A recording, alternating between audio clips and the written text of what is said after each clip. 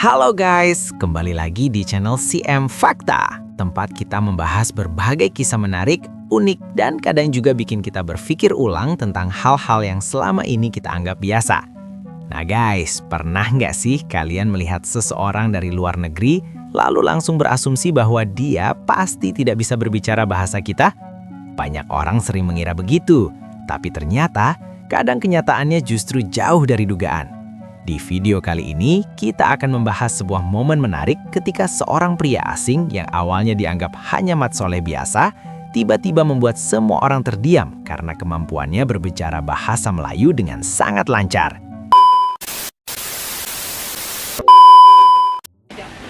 Kepada yang nak mai Langkawi, kena try mai Dangau Langkawi. Makanan dia sedap-sedap weh. Sungguh hai tak meluhu. Dia punya gulai ikan bakar semua sedap nak mampu. Weh. Yang duduk sini lama kan? Dekat sikit. Dekat ni. Tempoh ya no. Memang utama dia dekat. Anak duduk sini umur 5 tahun, lepas tu balik dia kena biasa. Yang ambil 5 tahun duduk UK, main di sini teri. Main di sini. Okey, tempoh ya no.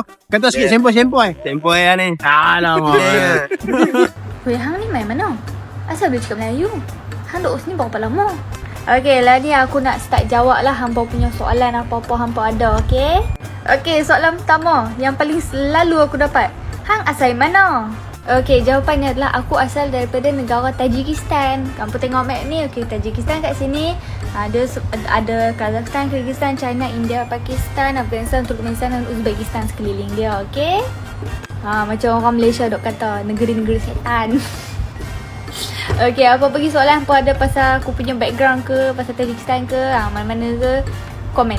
Aku akan tolong jawabkan. Yo, depa tadi ke sini. Depa dah tadi ke sini tapi apa ni? Depa tadi ke sini supaya kecil lagi. Depa tak. Apa tu? Tu masuk tandah lah. Tak mami tolong. Ni, kalau nak cakap biasa boleh tak? Nak cakap yang biasa tak boleh?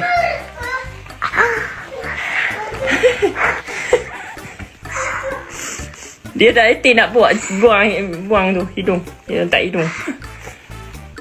Saya asal Finland, yes, memang original dari Finland. Tapi saya kahwin dengan orang Malaysia, so jadi house Malaysia lah. Alright. Betul. Tapi lepas tu kita tengok itu pun tak cukup. Dia minta air kita pula. Saya tak suka kalau seorang orang minta air, saya suka.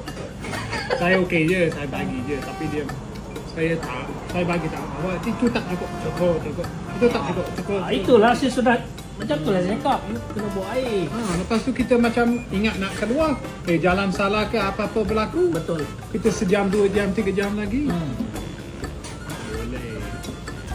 Kita kalau track tahu, tak ada masalah.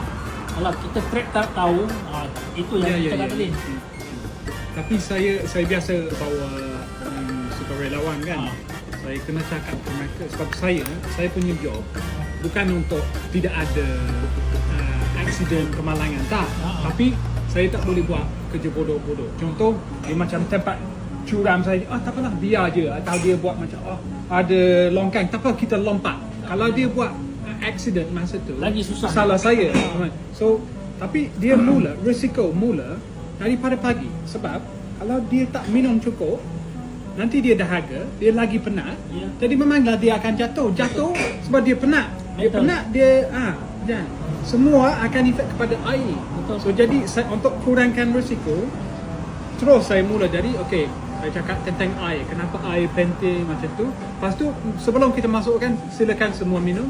Lepas tu masa kita jalan, dalam setiap 30 minit kita berhenti. Saya cakap rehat. Saya cakap rehat untuk minum. Sebab dia pun dewasa. Jadi saya kalau budak senang saya bagi arahan. Tapi dia dewasa. Jadi saya kena ajak. Tapi pagi-pagi saya dah cakap ni masalah awak akan dahaga. Petang dahaga. Jadi pagi kena bermula dah. Sebelum rasa dahaga kena paksa. Minum sikit. Dah sedar dahaga sangat, tak boleh minum cukup. Tak masuk dalam badan. Itu kalau Kalau kita mau masuk hutan, saya mesti tengok map dulu. Berapa kontur paling tinggi? Kalau 1,000 ke bawah, saya tak risau lagi. Sebab ada air. Kalau main 2,000, 1,006, battle loh. Supaya anak sungai pun. Yalah, ada anak sungai tapi kena turun lah meter. lagi. Siapa mau turun 300 meter? Kurang kan? Ya. Bukan 300 macam dari ke bawah, Ya, dari atas dia. dari atas. Betul. Siapa main hutan tahulah. Pengalaman ni. Kalau setakat 1,000 ke bawah boleh gagah lagi. Saya mesti tengok kontur map. 3 hari tak mandi. 3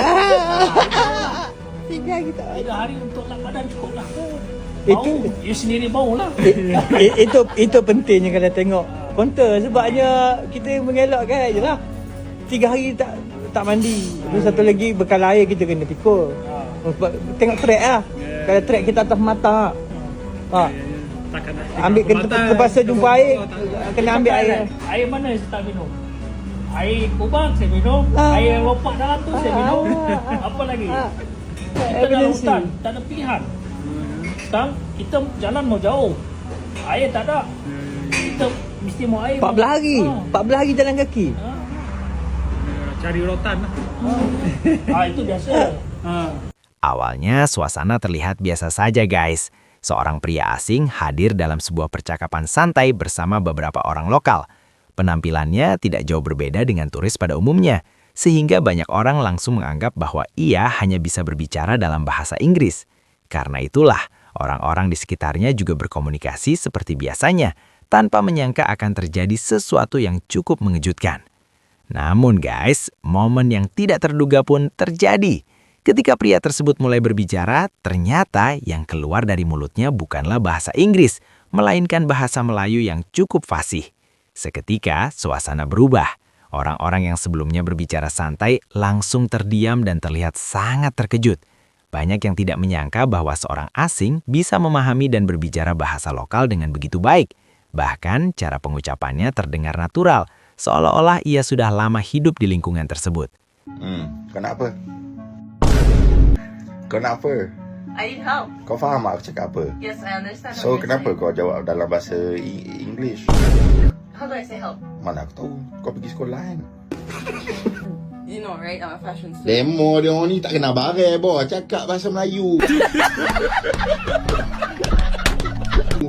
I don't know. Saya a fashion student. Yes. Acah-acah kau fashion student.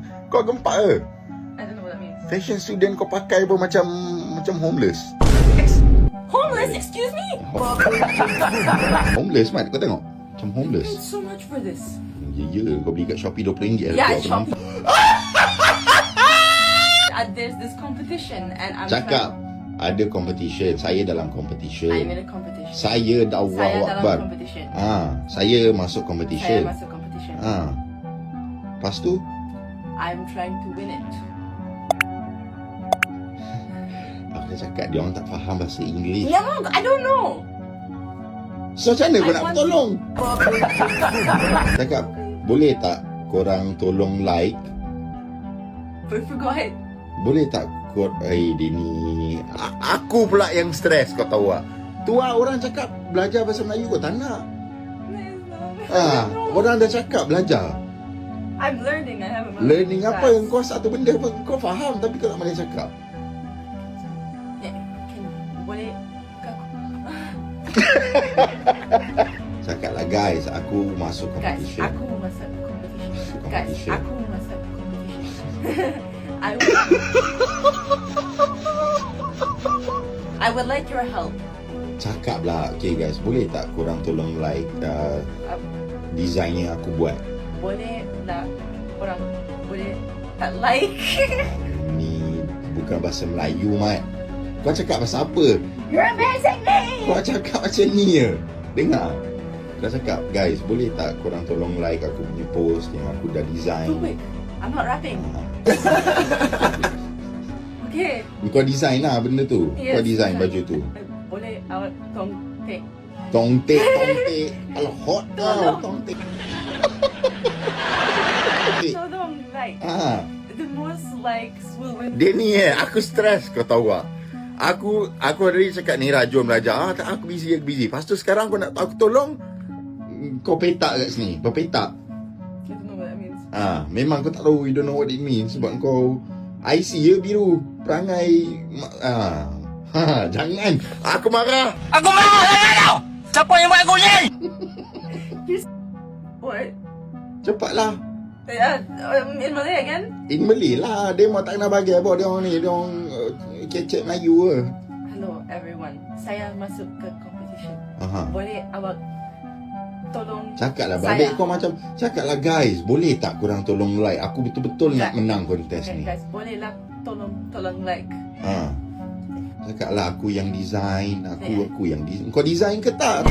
Yes, I'm design. I'm not lying. Kau design benda tu? Yes. Kau design baju tu lah? I designed the shirt. It's like 5 months of blood, sweat and tears.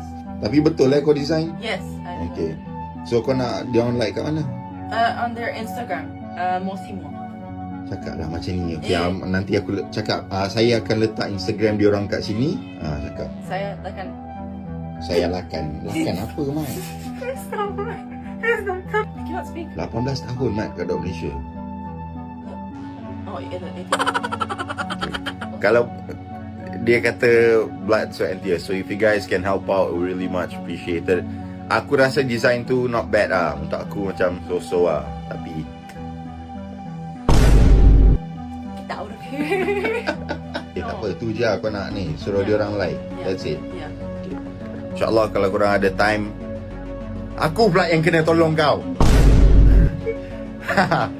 Aku akan letak kat bawah dia punya bio and then post punya link. So please, if you guys can spare some time and make her day, would you like that? Yes. Berapa like kau nak? Berapa like kau nak? I don't know. Berapa Just like enough kau nak? to win. Berapa like kau nak? Aku tanya. Soalan simple le. Aku tak, dia 1K. macam 1K. 1K. Dia nak 1K like guys. Baik kau tak minta tolong. Joking. Okay. 1K likes lah kau nak. Apa kita bagi dia 10K lah guys. Come on lah kalau boleh. Mesti dia macam Why are you wearing shades? kau nak aku tolong kau banyak bunyi. Suka hati aku lah. I bought the shades or you bought the shades? You bought the shades. Enough. I bought the shades. I wear when I want the shades. You still look weird. Kau nak aku tolong ke tak? Dia ni. Kau nak aku tolong? Okay, kau cakap. Kau nak apa-apa sekarang? Kau cakap. Kau cakap sekarang. Kau cakap. No, shut. Boleh awak? Apakah ini? Buat lagi video cakap Melayu abang. Naira. Dia macam boleh faham bahasa Melayu sikit. Tapi dia tak boleh cakap. But let's try. So dia tak pandai cakap bahasa Melayu, tapi dia boleh faham sikit-sikit. Tapi aku rasa dia tak faham pun aku cakap apa sekarang. Dia macam bangang sikit kadang-kadang. Bodoh. Oh. What? I heard. Faham kau, faham. Tak pandai masak. I can cook. You're Not 18? yet. 10 days. Duduk Malaysia 18 tahun kan? Yes. Let's say, for example, you found a taxi, you want to explain to him. What are you going to say like in Malay? Please Google Translate. Aku empuk nyawa kau kerang, lupa nyawa kau kerang.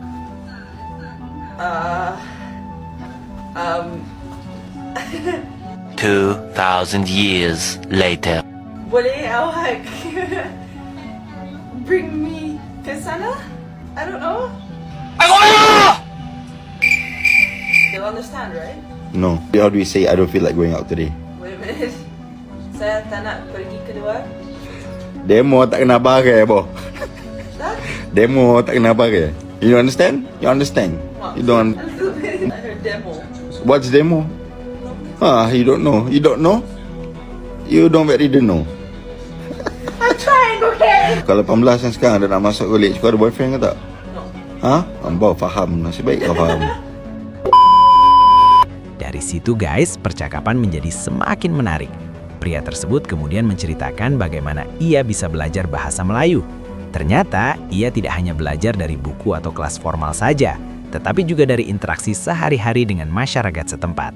Ia banyak mendengar percakapan orang di sekitarnya, mencoba memahami budaya mereka dan terus berlatih hingga akhirnya bisa berbicara dengan lancar. Hal ini menunjukkan bahwa belajar bahasa sebenarnya tidak hanya soal teori, tetapi juga soal keberanian untuk mencoba dan berkomunikasi langsung. Kejadian seperti ini juga memberikan pelajaran penting guys. Bahasa bukan hanya alat komunikasi, tetapi juga jembatan untuk memahami budaya, kebiasaan, bahkan cara berpikir suatu masyarakat. Ketika seseorang dari luar negeri berusaha mempelajari bahasa lokal, biasanya masyarakat setempat akan merasa dihargai. Itulah sebabnya reaksi orang-orang di sekitar pria tersebut bukan hanya terkejut, tetapi juga kagum dan menghormati usahanya. Selain itu guys, momen seperti ini juga sering mematahkan stereotip yang selama ini ada. Banyak orang mungkin berpikir bahwa orang asing tidak tertarik mempelajari bahasa lokal atau hanya menggunakan bahasa internasional saja.